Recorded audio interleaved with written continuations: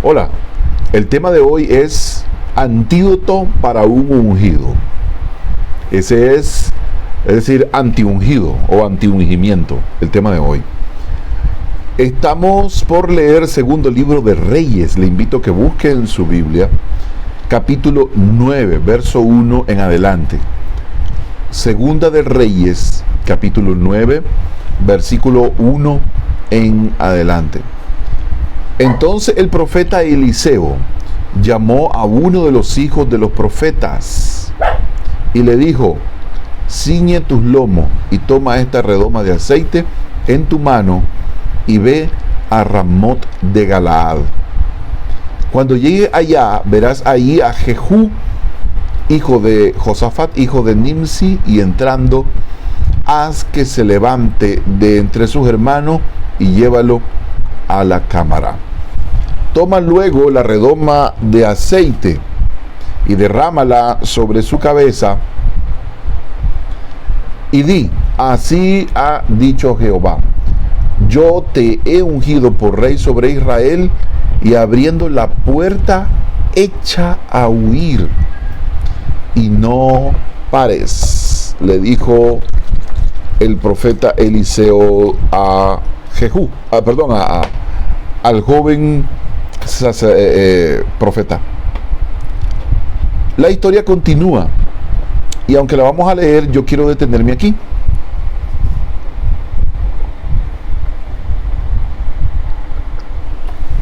Un momento, porque quiero destacar una situación de lo que ocurre aquí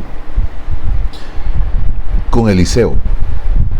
Resulta que Jehú, que es el personaje principal del cual vamos a hablar hoy en una primera instancia, y luego vamos a hablar acerca de Nabucodonosor y Daniel,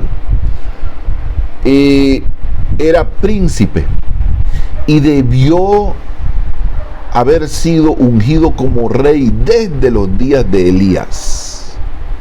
Hay un canto que se llama Los días de Elías, ¿se acuerdan?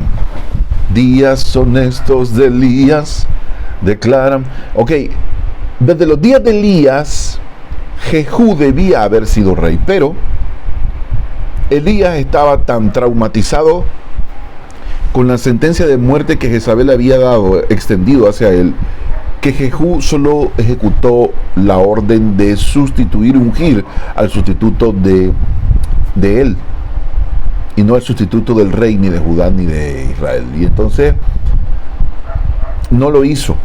Elías desobedeció a Dios, comenzó a obedecer sus propias lineamientos y no los lineamientos de Dios.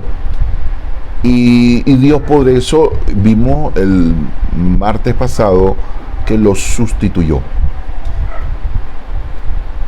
Pero hay un pequeño problema, y es que la asignación ahora Elías se la da de parte de Dios al profeta Eliseo.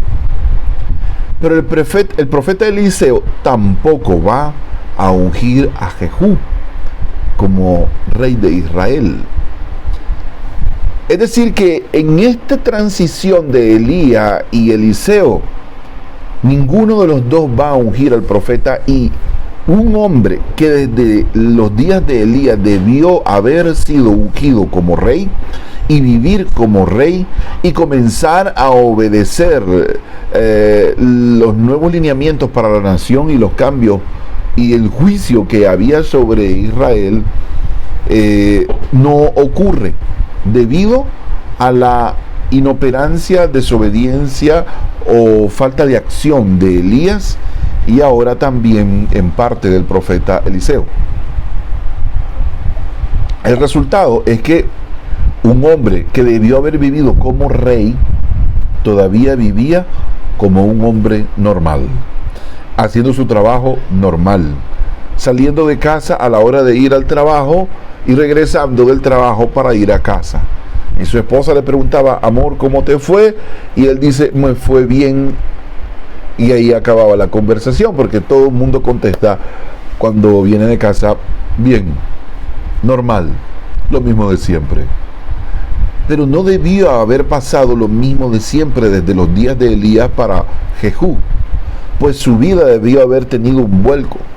Ser rey de Israel era similar a sacarse la lotería, porque tenías por casa el palacio y no había plan de retiro, solo la muerte te retiraba del puesto de rey. Entonces el dinero que tenía era el resultado del cobro de los impuestos que en el reino se levantaban y de los reinos que tributaban a la nación judía. Era sacarse la lotería porque podías tener todas las esposas que quisieras, y podías ser el jefe y todo lo que tú dijeras era absoluto. No había, incluso si era en contra de la mismísima voluntad de Dios, lo que el rey decía se ejecutaba. Incluso, por ejemplo, David censó al pueblo y el capitán del ejército le dijo: no haga eso, mi señor. Pero dice que prevaleció la orden del rey y censaron al pueblo, y como consecuencia vino una gran devastación para Israel, que ya la conocemos, que murieron más de 35,000 en un mismo día. Es decir, la palabra del rey, aunque fuera en contra de Dios, por ejemplo, Acab se casa con una mujer pagana, Jezabel, y la Jezabel decía: pongamos un lugar de sacrificio aquí para Astarte, para Tarot, para los dioses que adoraban los sacerdotes de Baal, y todos los demás dioses que tenían, semidioses y todo lo demás. Él lo hacía porque como era el rey, y no importaba si iba en contra de la voluntad de Dios, si iba en contra de la voluntad de los ancianos, si iba en contra de los sacerdotes, si iba en contra de los príncipes o del ejército, todos tenían que obedecer al rey. Eso era lo que había pedido la nación judía. Pues eso es lo que tenían, y generalmente le fue mal por ese tipo de... Pero en los pocos casos que le fue bien, en este caso Jehú, que fue un buen rey, Jehú fue un buen rey, a quien Dios le delegó, y todo lo que Dios le delegó lo hizo a puntillas. Es decir, todo empezó bien y terminó bien para Jehú. Por ejemplo, el joven profeta, Eliseo le da una orden, y el joven profeta cumple exactamente la orden, una por una. Le da la asignación y él la obedece. Pero el punto es que aquí vamos a ver dos cosas. Uno, un hombre común debió haber estado viviendo como rey, pero siguió por varios días, varias semanas, varios meses, siguió siendo un hombre común, y debió haber sido rey, debió haber vivido como rey, debió haber cabalgado como rey, debió haber montado su carruaje como rey, debió haber dirigido la nación y haber impartido justicia, pero no lo hizo, simplemente por la carencia de obediencia y de ejecución de la voluntad de Dios. Pero la otra parte es que, aunque Elías fue sustituido, Eliseo no lo obedece, no lo hace, sino que manda un delegado, que es un hijo de los profetas. Aquí vamos a observar un detalle: no menciona la Biblia el nombre de este hijo, no lo menciona. ¿Qué significa? Elías, que era el gran profeta, incluso creía que solo él había quedado, ¿se acuerdan? Y Dios le dice: no, estás equivocado, 7,000 profetas hay, 7,000 siervos que no han doblado ni besado los pies de Baal. Entonces, el gran profeta Elías es sustituido por un anónimo, alguien que ni siquiera la Biblia lo menciona.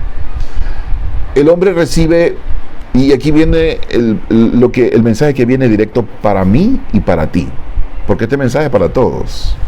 Johans, Marco, Abraham y usted que me escucha. Ahora vámonos al detalle.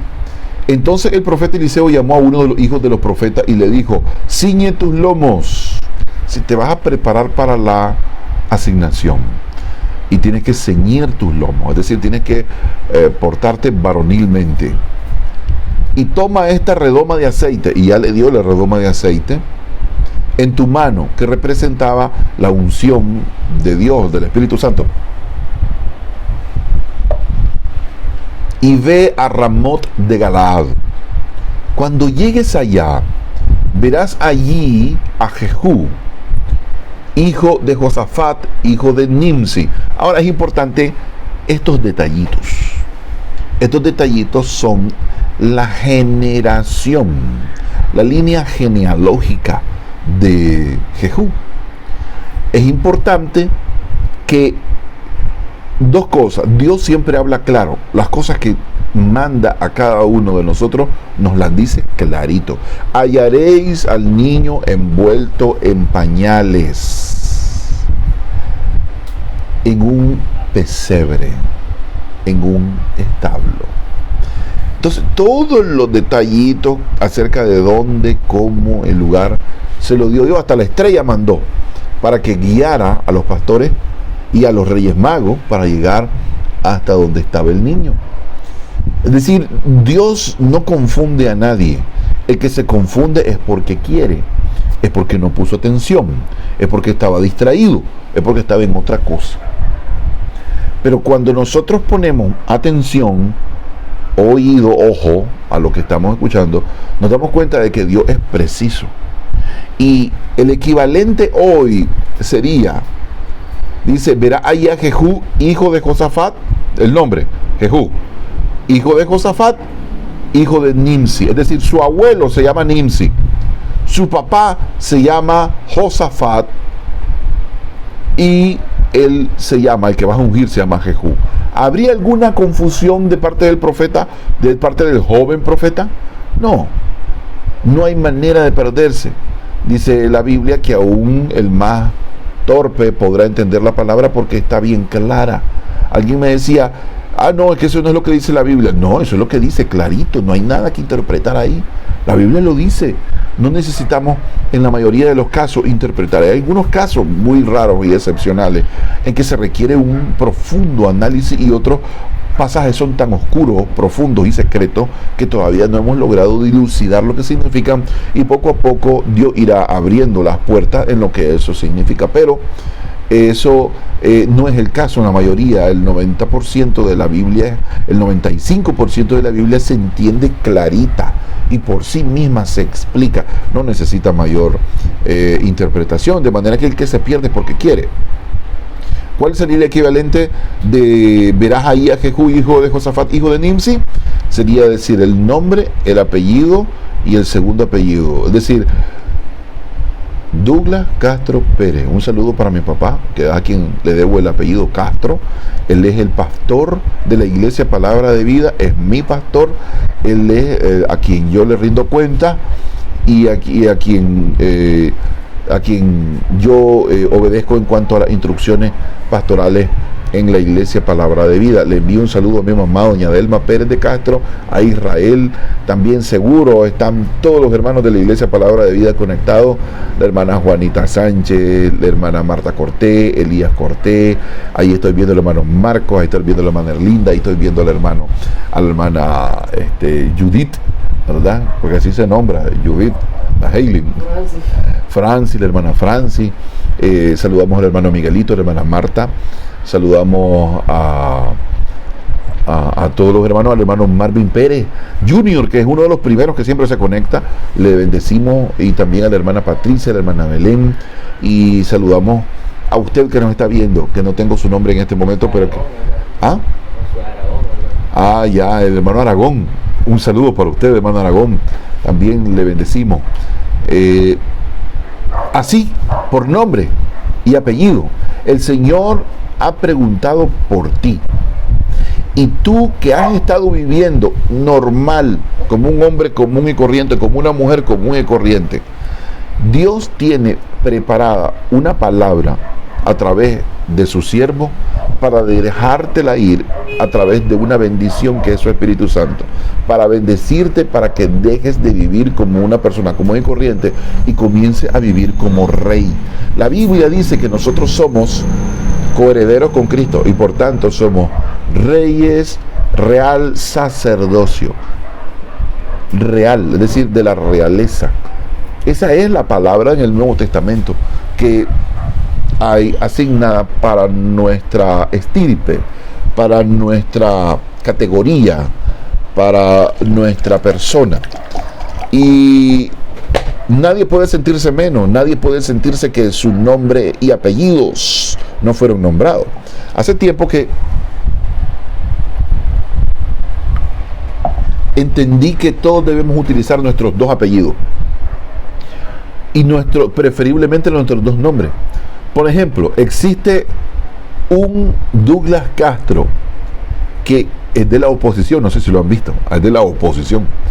Y si no fuera porque hay dos nombres y dos apellidos, es probable que a mí me hayan echado preso como que si fuera opositor al gobierno aquí en Nicaragua, en la presidencia de Daniel Ortega. ¿Por qué? Porque llevamos el mismo nombre, Douglas Castro. Por lo menos hay 3 Douglas Castro en Nicaragua. Así que yo soy uno de los 3. Pero como los apellidos priman para poder identificar correctamente a una persona, entonces ahí es donde sale uno bien librado. Zacarías Douglas Castro Pérez. Entonces ya no vienen a arrestarme a mí, ya vienen a arrestar al otro Douglas Castro, si acaso. No estoy diciendo que van a arrestar a ese, no tengo ni idea, pero sí sé que era un opositor porque he oído mucho en las redes mencionar su nombre en ese sentido.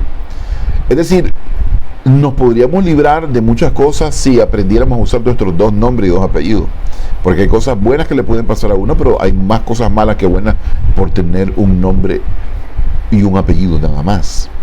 Así que en este sentido, Dios, que conoce todo eso y que se podía, como en una ocasión mi mamá me dijo, Douglas, me dice, y me da un regalo, un paquete con una flor ahí arriba. Yo era un muchacho, a ver, ¿cuántos años tendría? A ver, tendría 25 años, tal vez. 25 años. Y entonces, creo yo, ¿verdad? Que esa edad tenía, la verdad es que ya se me olvidó. Y venía mi mamá, o tal vez tendría 20, y me da el regalo, un regalo muy bonito, empacado, con flores y todo. Tomá, me dice, esto es para que se lo lleve al niño. Mi mamá se debe estar riendo ahorita si está viendo esto. Entonces yo agarré el regalo y me fui. Salí de la casa, cerré la puerta. Y cuando voy avanzando en el camino, me comienzo a preguntar, ¿a qué niño se habrá referido mi mami? Yo estoy soltero, ni por cerca de casarme, no tengo niños. Entonces, el niño, entonces me pongo a pensar, ¿quién tiene un niño? Ah, debe ser mi tía, que descanse en paz. Mi tía Luisa acaba de tener un niño. Debe ser a ella que se refiere. Y me voy con el paquete. Era un regalo que mi mami le había costado como 400 pesos porque se quería congraciar con la señora. Y entonces yo llego y le llevo el regalo. Aquí le manda mi mami. ¿En serio? Me dice. Sí, le digo, aquí le manda. Y le dejo el paquete. Y me regreso. Cuando llego a la casa, ¿se lo diste? Me dice. Sí, le digo, se lo di. ¿Y qué te dijo? Que muchas gracias. Allá se le enciende la chipota. ¿Y quién te lo recibió? Pues mi tía. Y me queda viendo así mi madre con los ojos grandotes. ¿Tú qué? Pues mi tía. ¿Qué tía? Mi tía Luisa. Vos me dijiste que le fuera a dejar el regalo al niño. Sí, pero yo no te mandé de la tía Luisa. Pero vos me dijiste al niño y no me dijiste nada más. No dijiste el niño de quién. Y entonces en medio del camino a mí no se me ocurrió pensar en otro niño más que el de mi tía Luisa. el niño era Joanán, me dice. Y le digo, ¿y cómo querías que yo supiera si ni siquiera me mencionaste el nombre del niño? Y resulta que Joanán vivía al lado opuesto. Es decir, yo me fui arriba y Joanán vivía abajo. Era un niño recién nacido en ese momento. Joanán hoy ya tiene como 15, 18, no sé, 25 años tendrá. No sé cuántos años tiene. En ese momento acababa de nacer.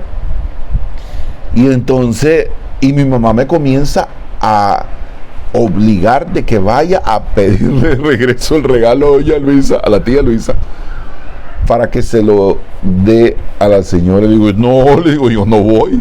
Anda vos, mami, porque yo no voy. ¿Cómo le hubiera decidido a la señora que le acabó el regalo? Y mi papi también, echándome el brazo a mí, porque me apoyó y le dijo a mi mami, ¿cómo le vas a ir a decir a la señora que te devuelve el regalo? Si vos no le dijiste al muchacho que era para... Uno tiene que ser claro, y el asunto es que eso demoró un pleito como de unas 2 horas, porque mi mami insistía que yo fuera a traer el regalo de regreso, a quitárselo a la tía que ya lo había abierto seguramente, y llevárselo, y que a lo mejor ya te lo había usado, ¿verdad? Y llevárselo nuevamente a... Yo no me acuerdo qué era, aquí Abraham está preguntando qué era, pero era un regalo para el niño, ya. Entonces, ¿por qué se dio esa confusión? Porque de la fuente de la información no salió el nombre, el apellido y el otro apellido de a quien yo tenía que ir. Si a mí me hubieran dicho, este regalo es para Joanán, que acaba de nacerle a la hermana, se me olvidó el nombre de la hermana, era de Macedonia, es de Macedonia, no sé si sigue llegando. El esposo se llama, el hermano Migdonio, el esposo se llama Migdonio, y ella se llama, bueno, no me acuerdo de ella.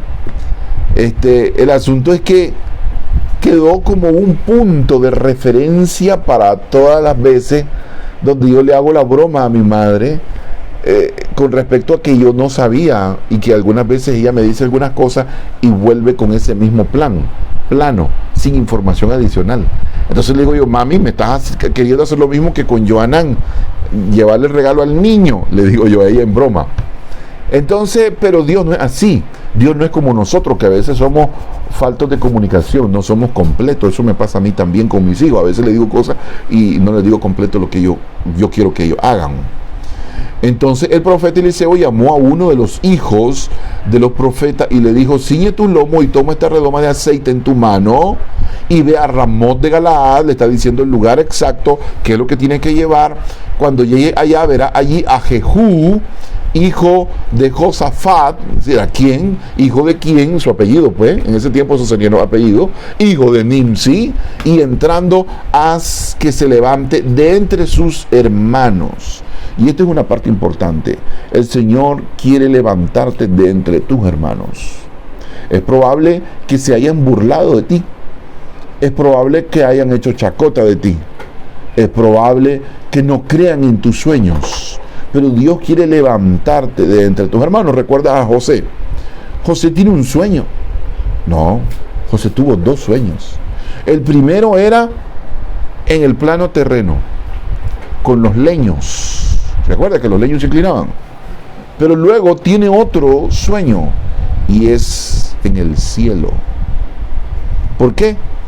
Porque cuando Dios da un sueño, cuando Dios da una orden, cuando Dios quiere levantar a alguien, la orden es dada en la tierra y en el cielo. Por eso es que cuando Jesús nos enseñó a orar, dice, hágase tu voluntad, así en el cielo como en la tierra. Es decir, es un doble rasero, es como una espada de 2 filos. Ni por aquí ni por allá te puedes escapar. Lo que Dios dijo se hace. La palabra de Dios no vuelve vacía. Y hasta el cielo y la tierra pasan, pero la palabra de Dios jamás va a pasar.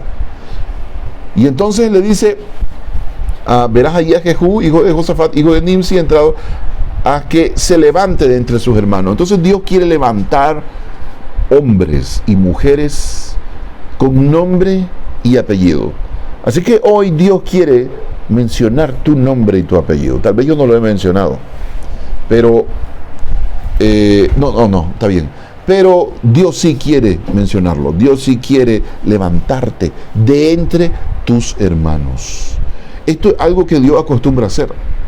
Y lo hace con gente obediente, lo hace con gente que es fiel a Dios, lo hace con gente que escucha atentamente a Dios, y escuchar atentamente a Dios es poner por obra lo que Dios hace.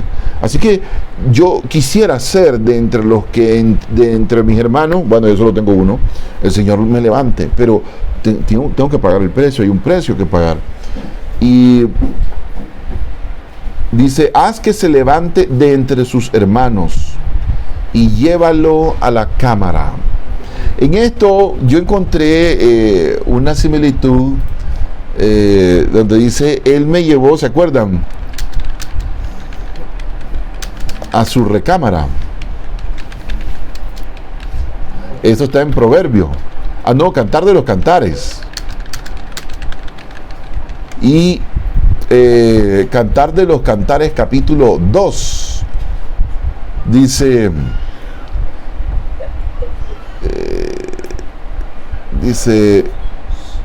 ¿qué pasó, Johans? ¿Algún detalle que yo no me dé cuenta?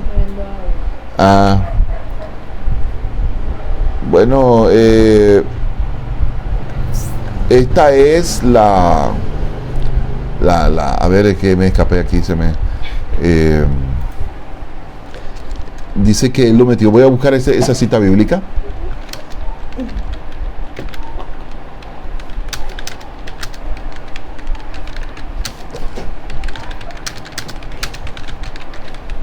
Y aquí está. Cantares 1:4. Dice en la Reina Valera, vamos a irnos a la Reina Valera. Atráeme, en pos de ti correremos. El rey me ha metido en sus cámaras. ¿Entendemos eso? El rey me ha metido en sus cámaras. Y dice, nos gozaremos y alegraremos en ti. Nos acordaremos de tus amores más que del vino. Con razón te aman. Cuando Dios decide meterte en su cámara, que es lo que está pasando exactamente en esta historia. A ver, ¿dónde está? Aquí está. Dice, y llévalo a la cámara. Es decir, está diciendo, el rey te quiere meter en su cámara. ¿Para qué? Para ungirte como rey. El Señor quiere llevarte en privado, quiere encontrarse contigo en secreto, en su cámara. Y por eso es que Jesús decía, cuando ores, cierra la puerta y ora a tu Padre en secreto, y tu Padre que ve en secreto te recompensará en público. A ver, le dijo el joven profeta a Jehú, tú vas a ser rey delante de todos sus hermanos. No está escuchando la historia, está divirtiéndose en otra cosa. No le dijo eso. Le dijo, levántate y vamos a la cámara. El joven profeta en este momento representa al rey, representa a Dios, al rey de los cielos, que trae un mensaje de parte de Dios, porque es Dios el que está mandando la palabra. Y Jehú representa al hombre común y corriente que está a punto de cambiar su plano y su nivel de vida. Yo creo que Dios va a cambiar el nivel de vida tuyo y el nivel de vida mío, porque Él ha mencionado tu nombre y tu apellido, por nombre y apellido. Te conoce, sabe quién eres, sabe dónde estás, y aunque crees que vales poco, vales mucho, como decía en el libro del Apocalipsis. Tú crees que eres pobre, pero eres rico. Y dice, y entrando haz que se levante entre sus hermanos y llévalo a la cámara. Yo quiero permanecer en ese secreto con Dios. Yo no quiero pasar un día, y esto es importante. Hoy me levanté tarde. Fue uno de los mejores días. Cuando me levanto tarde es un buen día porque sé que va a haber una buena venta. Hoy no recibí el dinero de la venta, pero se hizo una súper buena venta para todo el año 2022.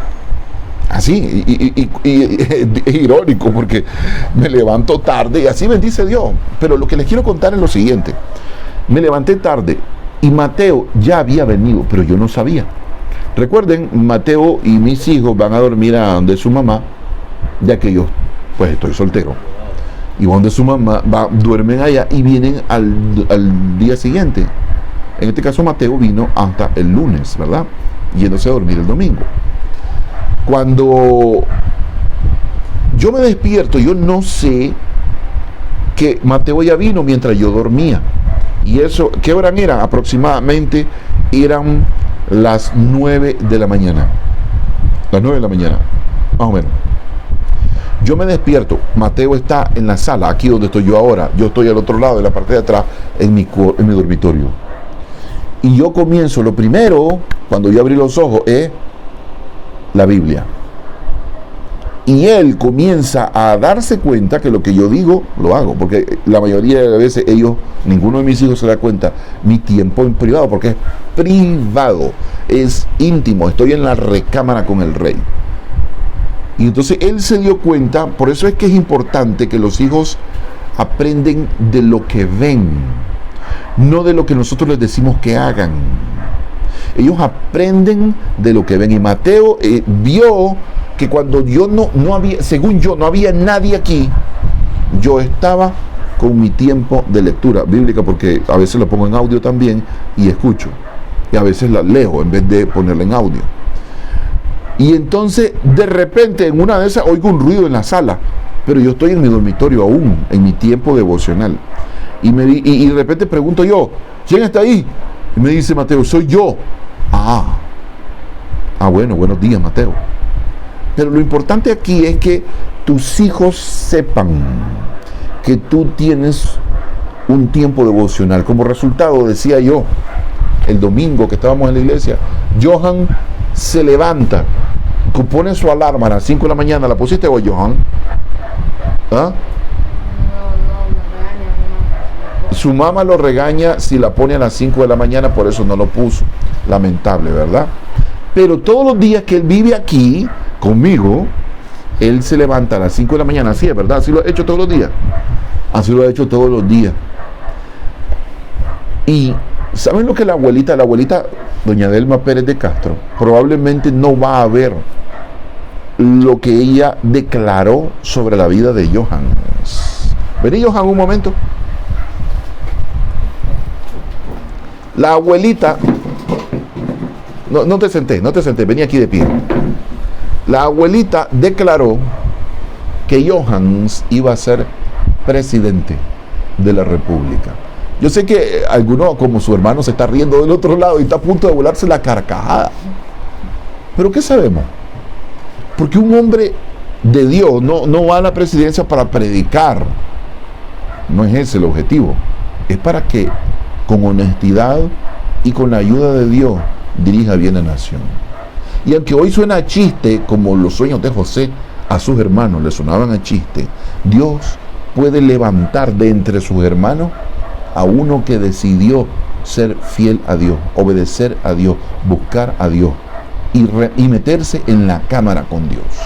Y Dios te va a levantar de entre tus hermanos. ¿Qué sabemos? Puede que tal vez no se cumpla, pero puede que sí. Y si, gracias Johan, y si Moisés hubiera sido educado, más atrásito, Abraham, por favor. Si Moisés hubiera sido educado, si José hubiera sido educado para ser el rey que fue prácticamente de Egipto, no se hubiera sentido achantado por sus hermanos.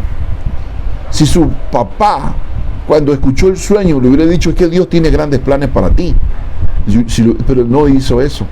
Dice que lo regañó. ¿Acaso tu madre y yo nos vamos a inclinar ante ti? No supo educar a su hijo. Por eso es que Dios, años después, hace que Moisés sea educado en Egipto para no tener mentalidad de esclavo. Porque si hubiera sido como José, hubiera sufrido mucho cuando entró a la cárcel, como en efecto fue. Y José se preguntaba, ¿y por qué estoy aquí? Si Dios me dio grandes sueños. ¿Y por qué estoy aquí? Potifar, la esposa de Potifar me engañó y he sido vendido como esclavo. ¿Por qué estoy aquí? Si sus padres hubieran creído en él, lo hubieran educado para lo que iba a hacer, entonces hubiera sido diferente la transición, el proceso hubiera sido menos doloroso. Estoy aquí, pero yo sé que yo estoy para otras cosas. Mis padres me lo enseñaron. Pero, aunque la abuelita no llegue a verlo, porque es probable, ojalá y lo pueda. Hay abuelitas que viven muchos años. Ojalá y mi madre lo pueda ver y Johan a lo mejor sea presidente. Aquí Abraham está burlándose igualito que los hermanos de José, pero ustedes no tienen idea de cómo se está burlando. Y entonces, eso es algo que no debe preocupar a Johan, ¿verdad? ¿Por qué? Porque Dios hace lo que quiere con quien quiere y levanta de entre sus hermanos. Ahora, eso no significa que Abraham no lo vaya a levantar también. Abraham está cambiando y está comenzando a leer la Biblia mucho más que antes. ¿Ya? Entonces, y Abraham puede, si sigue los pasos de su hermano, también ser un cambio. Pero debemos entender que cuando Moisés fue educado como príncipe de Egipto, era porque necesitaba tener mente de príncipe. ¿Qué hubiera pasado si hubiera crecido entre todos los esclavos de los hebreos? Bueno, lo que hubieran pedido los hebreos hubiera sido un aumento de horas libres. Bueno, tenemos solo media hora para el almuerzo, queremos que nos dé 15 minutos más, 45 minutos, en vez de pensar en libertad. Moisés pensaba como libertador, si no, no hubiera matado a aquel egipcio que lastimaba a uno de los hebreos. Moisés pensaba como un libertador porque había sido educado en la casa de Faraón, en la corte de Faraón, en todas las ciencias. Por eso es que debemos aprender a cambiar nuestra mentalidad. Dios quiere levantarte de entre tus hermanos, pero tenemos que rodearnos de gente como lo hacía Moisés. Dios lo rodeó de gente que pensaba como alguien libre. Habían dos paralíticos y los dos paralíticos no podían caminar. Obvio, ¿verdad? No podían, pues eran paralíticos los dos. Pero uno pasó 38 años rodeándose de paralíticos y como tal, ninguno que era paralítico le ayudó a ser sanado en el estanque de Betesda cuando el ángel bajaba y removía las aguas. ¿Por qué no se sanó? Porque pasó rodeado de paralíticos. En cambio, el otro paralítico se rodeó de gente que caminaba. Y entre 4 hombres lo llevaron, lo cargaron, rompieron el techo y lo bajaron frente a Jesús. Eran locos. Porque para hacer algo como eso se necesita locura. Y eso es la forma en que describen las personas, los otros príncipes que acompañaban a Jehú. Y el mismo Jehú, miren, vamos a verlo. Cuando él entró, he aquí, fue pues el joven, el profeta, a Ramot de Galaad. Y cuando él entró, he aquí los príncipes del ejército que estaban sentados. Y él dijo: príncipe, una palabra tengo que decirte. Jehú dijo: ¿a cuál de todos nosotros? Y él dijo: a ti, príncipe. Y él se levantó y entró en casa.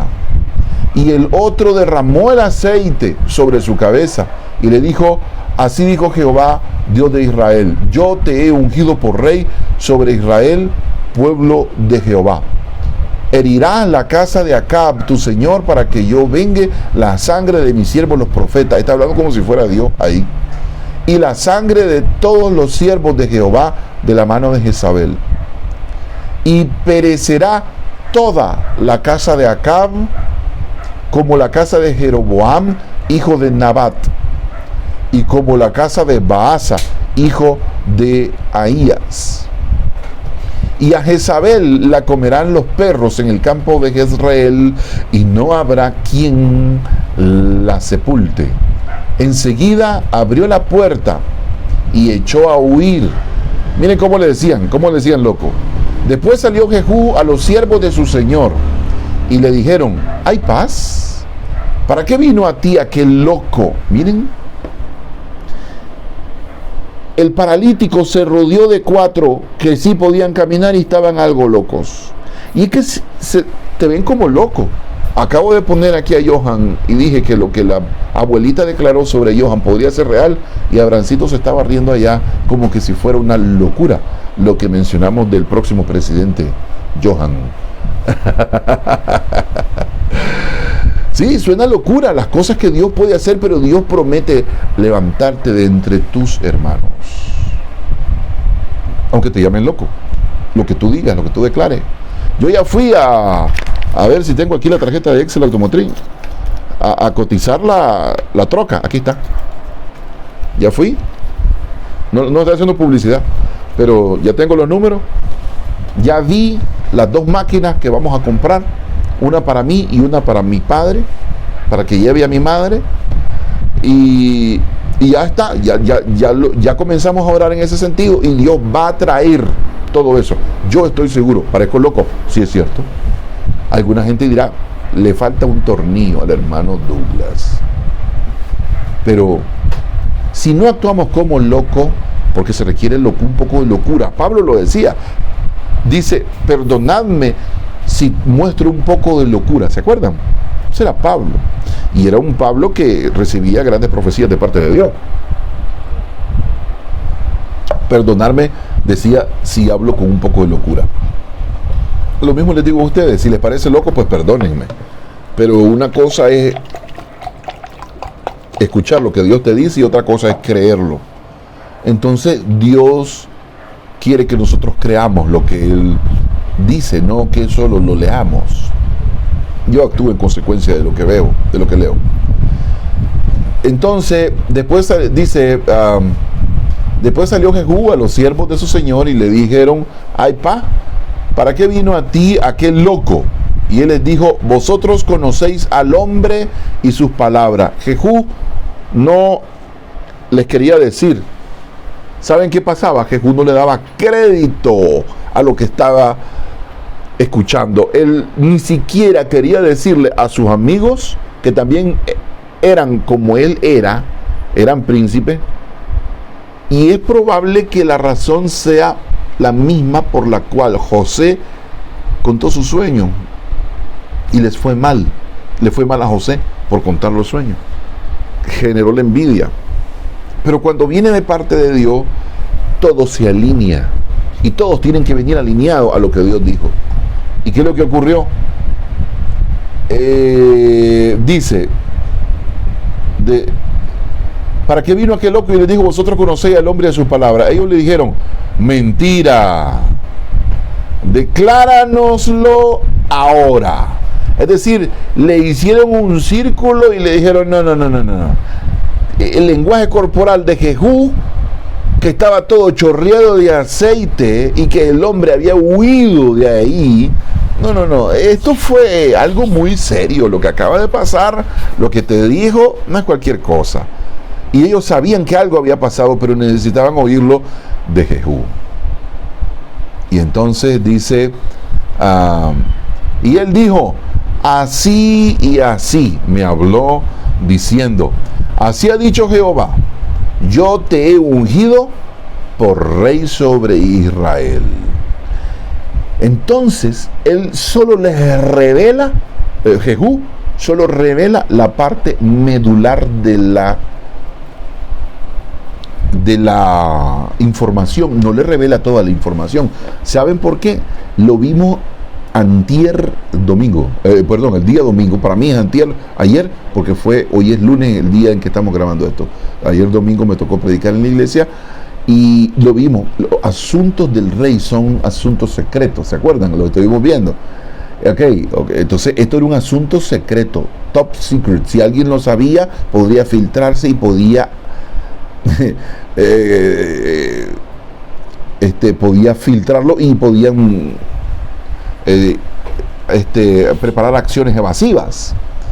Pero viene y nada más les dice: yo te he ungido por rey sobre Israel. Entonces cada uno tomó apresuradamente su manto y lo puso debajo de Jehú en un trono alto. Es decir, el manto, ¿se acuerdan que Elías le dejó ir el manto a Eliseo?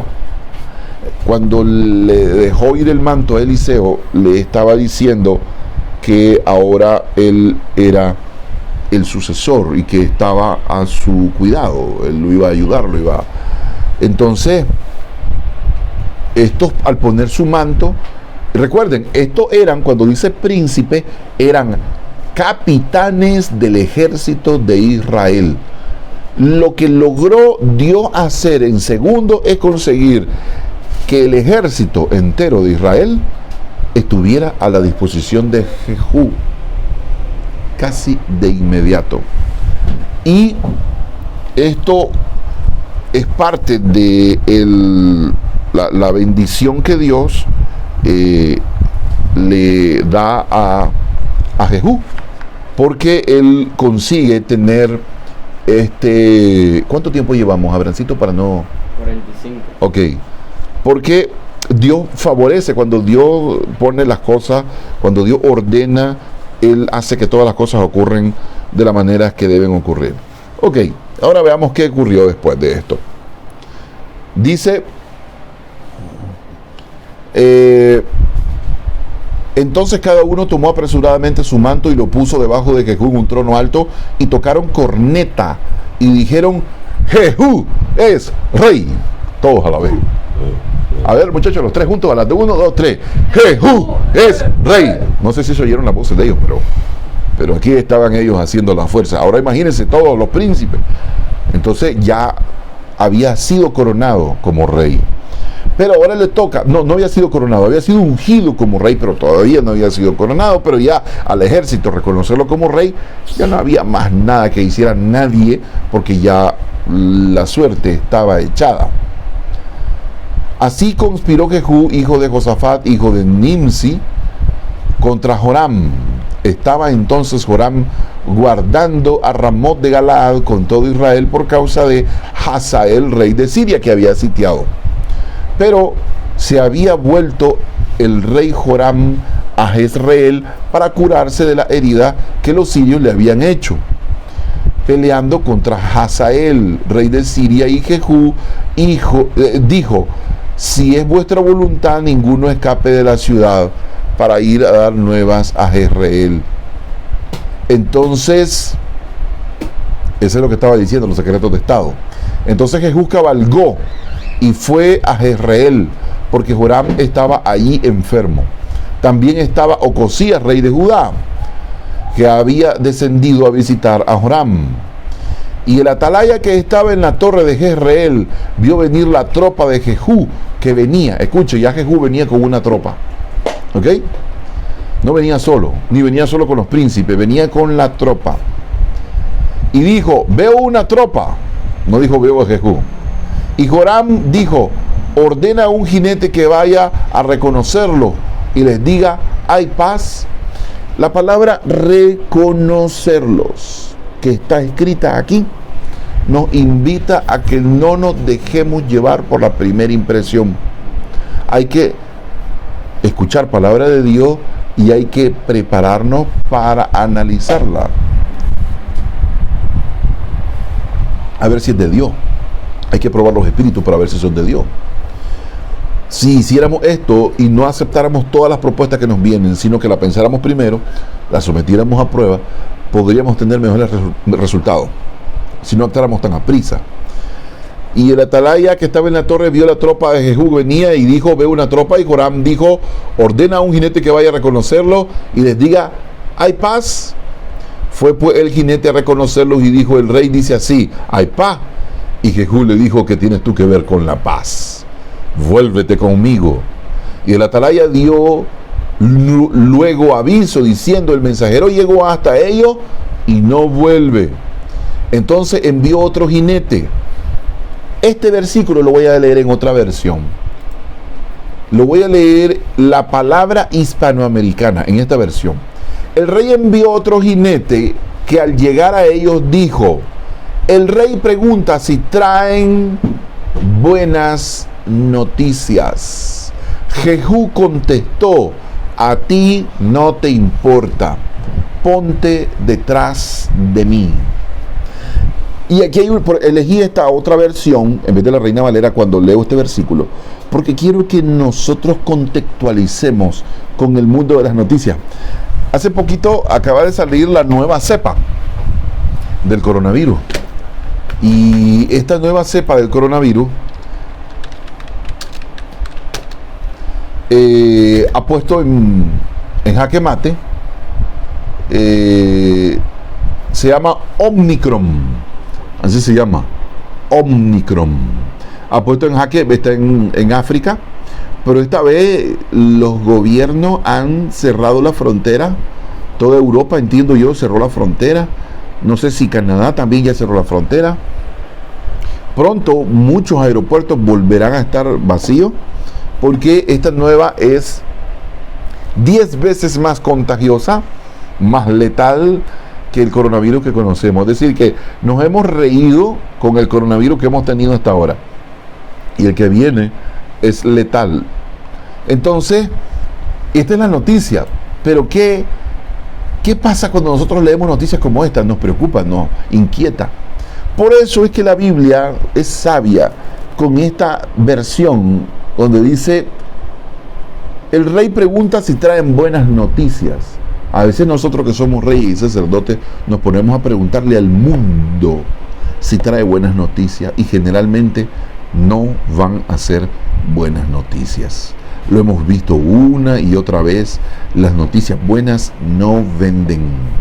Solo venden las noticias malas, los desastres, los grandes sufrimientos de la gente, las grandes cantidades, las muertes en masa, los problemas sin solución. Esas son las cosas que venden las noticias, pero no las buenas noticias. Entonces aquí viene una palabra de Dios que viene de parte del nuevo rey de Israel. Entonces, primero, tú como rey y sacerdote dejas de estar preguntando por las noticias que el mundo tiene, si son buenas o si son malas, porque tú no dependes de las buenas o malas noticias. Igual como el rey, dice que el justo crecerá como la palmera y como el cedro en el Líbano. El cedro crece primero hacia abajo 5 años y hasta después sube hasta arriba cuando ya encontró el agua. A él no le importa si hay lluvia, si no hay lluvia. El cedro se mantiene fuerte y creciendo aunque el clima exterior no sea bueno, porque él depende de lo que está en su interior. Así deben ser nuestras informaciones que llegan a nuestra cabeza. Debes preocuparte más por las noticias del reino que por las noticias que el mundo te da, porque nunca vas a poder vivir feliz, tranquilo, por las noticias que el mundo te vaya a dar. El rey pregunta si trae buenas noticias. No debes preguntar si hay buenas noticias. Jehú contesta: a ti no te importa. Escucha, que a ti no te importe lo que pasa en el mundo, que a ti no te importe que te digan que la economía, que el país quedó aislado, que la economía viene para el suelo. A ti no te importe. Yo ya acabo de celebrar, aunque todavía no se ha cerrado la venta. Mañana me reúno por tercera vez. Esta es la segunda reunión la que tuve hoy. Mañana se continúa, ya me voy reuniendo con jerarcas cada vez mayores de la empresa con la que voy a trabajar el año 2022. Pero ya voy mañana al segundo paso, ¿verdad? Y luego del tercer paso, luego el tercer paso viene la ejecución. Apágalo, ponelo en mínimo, por favor, que eso lo tenía yo en mínimo, no sé por qué. Disculpen, es que aquí teníamos un pequeño inconveniente. Entonces el rey pregunta si trae buenas noticias. Jehú contestó: a ti no te importa, ponte detrás de mí. Dios va al frente y tú deberes ir detrás de él. Tú deberes creer que yo te sustentaré con la diestra de mi justicia. Nada te faltará, porque Jehová es tu pastor, porque Jesús es tu pastor. Caerán 1000 a tu diestra, 1000 a tu diestra y 10.000 a tu siniestra, mas a ti no llegará. Tú debes estar detrás del rey que va adelante y pelea por ti. Tú debes creer que él hará. El centinela volvió a informar: ha llegado hasta ellos, pero no vuelve. la manera de conducir es la de Jehú. No habían binoculares, así que no podían ver por prismas que acercaran a ver, pero el modo de andar era algo que identificaba al que venía cabalgando, incluso hasta para cabalgar. No es que venía corriendo, él venía cabalgando, pero aún para cabalgar. Y miren cómo lo descifra. Ha llegado hasta ellos, pero no vuelve. La manera de conducir es la de Jehú, el hijo de Nimsi, pues conduce a lo loco. Resulta que lo mismo que habían dicho del hijo de los profetas, que había llevado la palabra, ahora lo dicen de Jehú. ¿Se dan cuenta? Conduce a lo loco. Es decir, parece un loco. Habla como loco. Mira lo que están diciendo que va a tener. ¿De dónde? Si no tiene ni dónde caerse muerto. Bueno, hay que trabajar a lo loco porque hay que creerle a Dios, porque nosotros creemos que sus palabras tienen cumplimiento. Entonces, dice el hijo de Nimsi, pues conduce a lo loco. Entonces Joram ordenó, engancha el carro. Engancharon su carro y Joram, el rey de Israel, y Ocosías, el rey de Judá, salieron cada uno en su carro al encuentro de Jehú. No sabían lo que les esperaba. Se encontraron con él en la heredad de Nabot. Miren qué icónico. En la heredad de Nabot, uno de ellos era hijo de Jezabel, la mujer que mandó a matar a través de testigos falsos a Nabot, que tenía una viña, que la quería Acab, y como lo miró triste, hizo toda aquella maldad. Entonces, en el punto donde se encontraron fue en la viña de Nabot, el de Jezreel. Ahora volvemos, ¿no? Cerramos la versión que estábamos leyendo y nos volvemos a la versión original, que es la Reina Valera. Y dice, cuando vio Joram a Jehú, dijo, ¿hay paz, Jehú? Y él respondió, ¿qué paz? Con las fornicaciones de Jezabel, tu madre, y muchas hechicerías. Entonces Joram volvió las riendas y huyó, y dijo a Ocosías, traición, Ocosías. Pero Jehú empezó su arco, lo estiró hasta más no poder, e hirió a Joram entre las espaldas, y la saeta salió por su corazón, y él cayó en su carro. Dijo luego Jehú a Bidkar, su capitán, tráemelo y échalo a un extremo de la heredad de Nabot. Era el precio por el pecado de su madre Jezabel, la vida de su hijo. Algunas veces no nos damos cuenta que el precio de nuestras acciones es la misma vida de nuestros hijos. ¿Y cuáles son las acciones que nosotros hacemos que nuestros hijos pagan las consecuencias? No hacer nada. Inoperancia.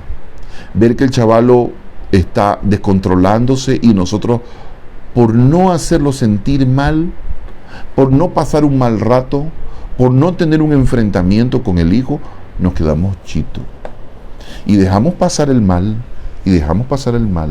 hasta que llega a cobrarse el precio de nuestra falta, como Elí, que dejó que sus hijos, solo los regañó así por encimita. No deben tener mujeres dentro del púlpito y hacer sexo con ellas en el atrio del rey, de Dios. No deben hacerlo. Solo eso les digo y nada más. Y Dios se enojó. Y murieron los dos hijos de Elí, y el mismo día murió Elí cuando le dieron la noticia. Entonces, el precio que pagó Jezabel fue la muerte de su hijo, y miren qué irónico, o qué bien preparado por Dios. Dice que lo echaron ni siquiera en la viña de Nabot, sino en el límite, en el punto limítrofe. Sí, así es, en el extremo, dice Abraham. Y échalo a un extremo de la heredad de Nabot, de Jezreel. Acuérdate que cuando tú y yo íbamos juntos a la gente de Acab, con la gente de Acab, su padre, Jehová pronunció esta sentencia sobre él, diciendo que yo he visto ayer la sangre de Nabot y la sangre de sus hijos, dijo Jehová, y te daré la paga de esta heredad. Ahí está el pago. Dijo Jehová, tómalo pues ahora y échalo en la heredad de Nabot conforme a la palabra de Jehová. ¿Se vengó o no se vengó Dios por lo que le hicieron a Nabot? Nabot no tuvo que hacer nada. Y ahí sigue la historia, pero ya no vamos a entrar porque yo creo que ya estamos en la hora. Una hora cabal, hemos llegado al final. Pero lo que el mensaje nos quiere dar es, uno, Dios quiere meterte en su cámara, a ti con nombre y apellido. Dios te quiere levantar sobre tus hermanos. Aunque parezcas loco, tienes que declarar lo que Dios tiene para ti. Y además, aquí Johan ya está haciéndose de presidente, dice. Y además,